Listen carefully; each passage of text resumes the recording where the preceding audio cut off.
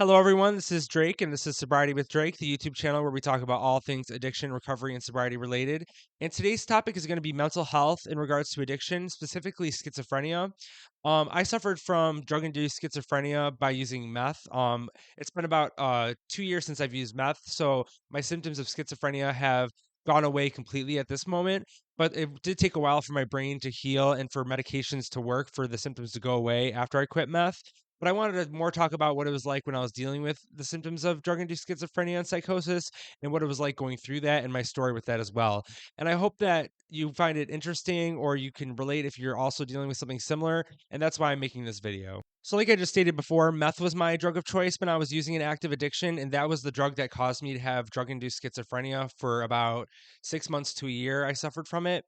And there are also other drugs that can cause you to have drug-induced schizophrenia, especially like crack, cocaine, Adderall, even marijuana can cause you to have drug-induced schizophrenia. But for me, my drug of choice was meth, and it's a very common drug that causes this. And I believe that's due to the lack of sleep that the drug creates. I stayed up for, sometimes 6 to 10 days on end without sleep.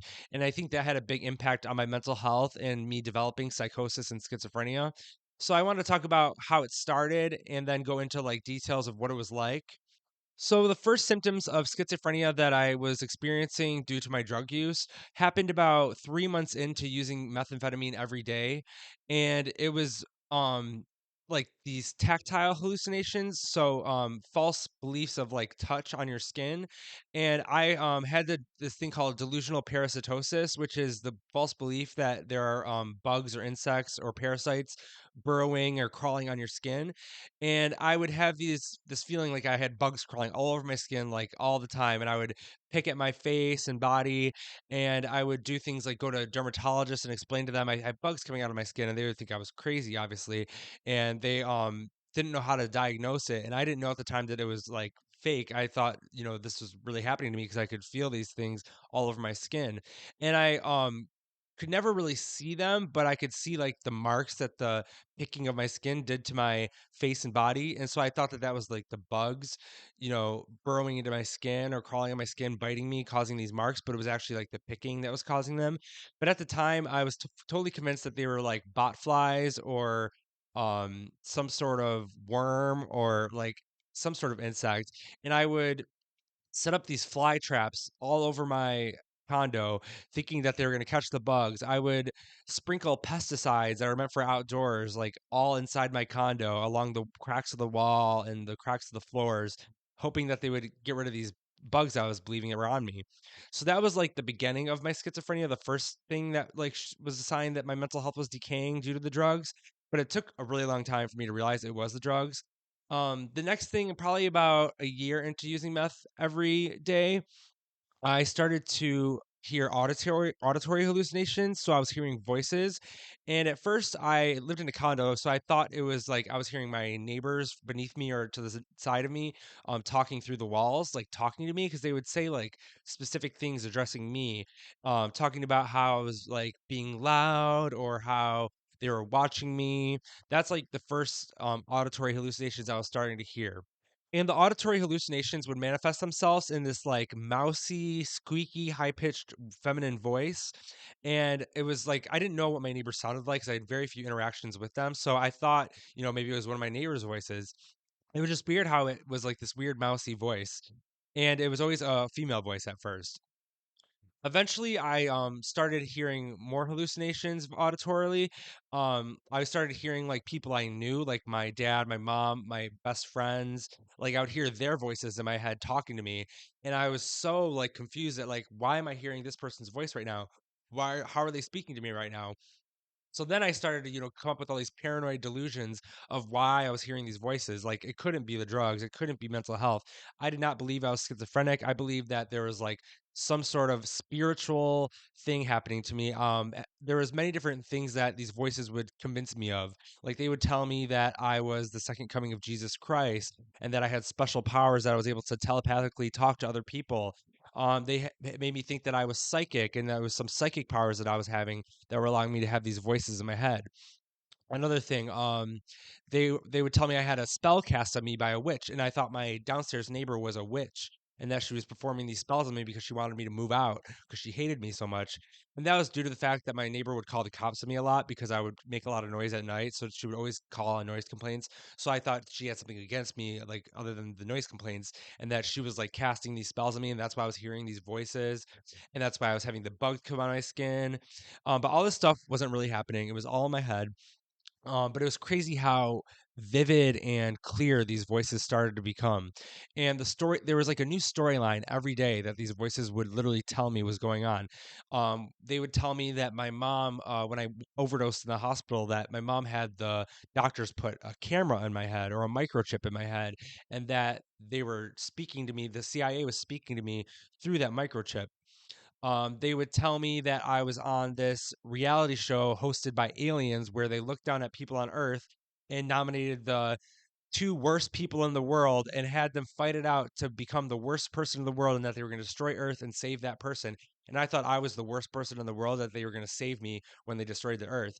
There was like these very like specific, unique storylines that these voices would tell me in my head, and it was just really bizarre. I don't know where they came from. A lot of them were religiously themed, like things about Jesus, the creation of the world, Adam and Eve, Satan, God, all these like themes of religion, which is weird because I didn't grow up religious or knowing much about like the Bible or Christianity, but a lot of these things were religious themes, or they were like extraterrestrial themes, like aliens or robots, or like technology themes, like cameras in my condo watching me, or cameras in my head that were recording my every move, or they had like government themes to them, like the CIA, the FBI were watching me um because of the things I was doing. I was using drugs, I was doing porn, I was prostituting, I was selling drugs. So I thought like all these things, the CIA was onto me and they were watching me. And that was like all manifesting in my schizophrenia and these voices that were talking to me. The next thing that started to happen were the visual hallucinations. So it slowly got worse because I was using meth every day, and I was not sleeping, not eating a lot. So I think that made things worse for me. And I started to visually hallucinate. So I would see these things called shadow people, which is very common with methamphetamine users who are experiencing psychosis or schizophrenia. I would see like outlines of family members or like my drug dealer or friends in my curtains, like doing weird things. Like sometimes they were just sitting there like begging, or sitting there like rocking back and forth. I would see them in my curtains, and they were just like in these shadowy figures. Or at one time, I saw this like life size, like human size frog walking on its hind legs, spreading like fungal spores all over my carpet. And so I would like get my vacuum and vacuum them out. And then I would hear the voices say, "Good job. You're doing a good job vacuuming these out. Keep going." And it was just like, they would convince me of these things that were happening in my condo. So I was like very isolated in my condo, barely left, didn't eat, didn't sleep. And I was just living in my head with all these things going on that I thought were real. I would often like fight with the voices, telling them to stop it, or scream at them and throw things at them, and like when there was nothing there. So it was a very scary, confusing experience, and I didn't know how to fix it or what was going on. I would call my dad or my mom after I heard them talking to me through my head. I would call them and be like, "Why did you say that to me? What's going on? Why are you saying this to me?" And they'd be like, "Drake, we don't know what you're talking about. You're hallucinating these things. Something's wrong with the brain because of the drug use." They would try to reason with me and tell me that, and I'd be like, "No, no, no, no. You were talking to me. I swear you were talking to me." Because the voices, they would sound like exactly like my parents' voices or my friends' voices, whoever they were, manifesting as. So it was just a very bizarre, scary experience. Um, the pinnacle of my mental health deteriorating was when I was having a really bad day, hallucinating and seeing things. And my mom was concerned about me because I don't know what triggered her to come over, but something triggered her to come visit me while I was in this state. And at this point, the storyline in my head was that my mom was Satan and that she was trying to kill me. I don't know where that came from, because I love my mom and she would never do that. But these voices convinced me of that, and they convince you things in a very paranoid way. So you're in this paranoid state. And so she came over and I was freaking out like she's gonna kill me. So I grabbed like a 2x4 and I stood in my back room by the balcony, guarding the door, like, don't come near me, don't come near me, like trying to defend myself with the 2x4. I wasn't gonna use it offensively. I was more so using it to block her if she was gonna kill me, which I thought was gonna happen. And she was like, Drake, put it down. Everything's fine. Put it down. And so eventually I put it down, but she did call the cops because she was worried about my mental health and me doing something violent possibly. So she called the cops on me. They found me there. They took me to the mental hospital. I remember when the cops took me out handcuffed, I was looking into the sky and seeing all these words in the clouds, them telling me that I was Jesus Christ and that I was going to rise. And I kept telling the cops, I'm going to rise. I'm going to rise. You're gonna see I'm gonna rise. And they had no idea what I was talking about. They're like, this dude's crazy. And it was just I remember that moment so vividly. It's weird with like meth, it's not like alcohol or maybe I don't know if opiates do that, but like alcohol, you black out. Meth, you remember everything. So I remember everything vividly, going to the mental hospital. I remember I got into this room and there were all these doctors around me and they injected me with something and everything started getting blurry. At that point, I thought I was going to heaven and I was dying. But really, I was just like passing out from whatever antipsychotic medication they gave me. And then I woke up like I remember I was relapse or withdrawing from meth, so I slept a lot. And I woke up like 3 days later in the mental hospital, finally come to my senses. And that's when I started, realizing that all these things that were happening to me were due to the drugs, and it was drug induced schizophrenia and psychosis, which was explained to me by doctors and therapists there. And I really came to terms with it there. And that's when I decided, I was done smoking meth and I was never going to touch it again. And I hadn't since going to the mental hospital that time. When I came out of the mental hospital that time, I was still having auditory and sometimes visual hallucinations. Like my brain was still damaged from all the drug use and lack of sleep.